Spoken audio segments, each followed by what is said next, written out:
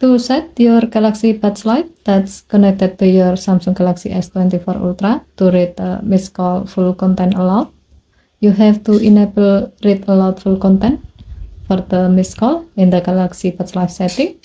To do so, while you are wearing your Galaxy Buds Live, go to the app screen, find the wearable app. To find the app quickly, tap the search bar at the top of the screen, type the app name, and then tap the app to open it.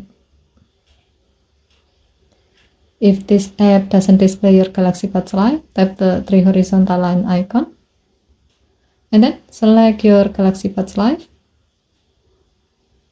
tap earbud setting, and then tap read notification aloud. Next, tap missed call. However, if this menu is still off, tap the gray on off switch next to read notification aloud until the switch turns blue to turn it on, and then select read aloud full content. With this setting, when you miss a call while you are wearing your Galaxy Buds Live, it will read the caller name aloud. Okay, thank you for watching. Please help to like and subscribe. Have a nice day.